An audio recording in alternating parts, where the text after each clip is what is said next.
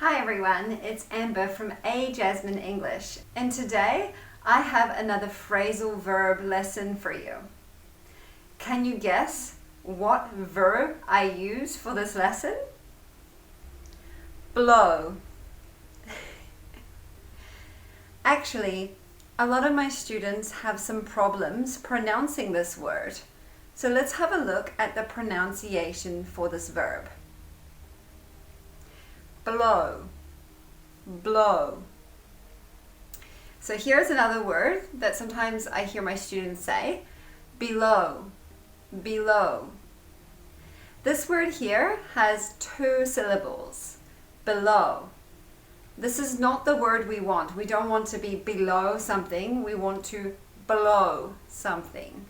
So here it's one syllable, blow. It's quite hard to hear the difference between the two because we have two consonants, a consonant cluster together, b and l, bl, bl. So sometimes students will add in the e, below, below. But we want to say bl, blow. Practice with me, blow, blow. So each phrasal verb in English is made up of a verb and either a preposition like up or out, or an adverb like apart. Now, phrasal verbs can be difficult to remember and to learn. So my tip for you, or my advice, is to make sure that you don't let yourself get too overwhelmed by all of the phrasal verbs in English. You just need to keep continuing to practice and learn, and it will get easier and easier as you go. This is my top tip for today. There are so many phrasal verbs in English, but today we're just going to focus on 5 phrasal verbs using the verb blow. My top tip number 2 for today is to make sure that you focus on these 5 phrasal verbs and practice using them this week. So this week, use all 5 phrasal verbs in a conversation. Practice using them. You will remember better if you try to use them as soon as you have practiced and learnt them. Now, the first phrasal verb we will look at is the phrasal verb blow off. If you use the phrasal verb blow off, this has different meanings. So depending on who you talk to, they might tell you one meaning or the other meaning. The first meaning we will look at is when we use it to try not to meet someone. When you have made an arrangement, but then you deliberately choose not to meet someone. I blew my nana off yesterday to go and meet my friends. Naughty me. Quite often I have friends that have somebody blow them off on a Tinder date. I went to meet a guy for a date and he blew me off. He didn't come. He arranged to meet me for coffee and then he didn't come to the meeting. So to blow someone off. Another meaning that we use in New Zealand, Australia, or British English is when we say blow off. This is actually quite funny because this also can mean to fart or to pass wind or gas. There are many, many ways that we can say to fart. To blow off is actually a more polite way to say to fart. It's one of the more polite ways. There are so many ways to say that, but it is the air that comes from your bum to pass wind. Did you just blow off? To blow off. The second phrase is to blow out.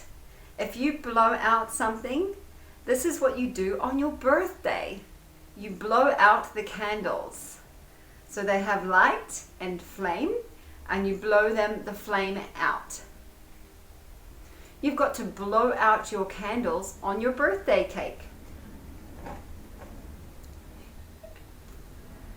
Did you make a wish? In New Zealand or Australia, we can use this phrase, blow out. To blow out means a sudden increase in something. For example, you spend a lot of money in a very short time. We had a bit of a blowout and bought many things today at the shopping mall. We've spent too much money. Now let's look at phrase number 3, to blow up. Blow up has different meanings. Again, let's look at the different meanings. Number 1, blow up means to have an explosion or for something to explode. So, for example, the train station was blown up, or somebody blew up the building. So it's used to talk about bombs or explosions. For example, the soldiers blew up the old building, or the car blew up. Now this phrasal verb is a separable phrasal verb. So you can put your object in the middle or after the phrasal verb. You could say, they blew up the factory. They blew the factory up. You can also blow something up by filling it with air. For example, I blow up a balloon for my birthday party.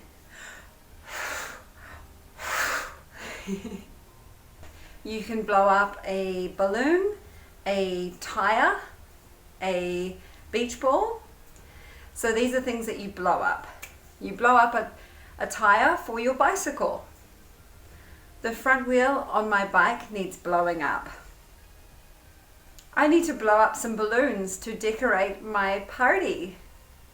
Another meaning for the words blow up or the phrasal verb blow up is when you make something bigger, especially for a photo. So I have a photo that's normal size. If I want to make it bigger, I blow up the photo. I want to blow this photo up. It's my favorite. Another meaning for blow up is when you say blow up at someone. If you blow up at someone, this means that you're really, really angry. They blow up at someone. My dad blew up at me when I ruined his car. I'm so sorry I blew up at you earlier. I did not mean what I said.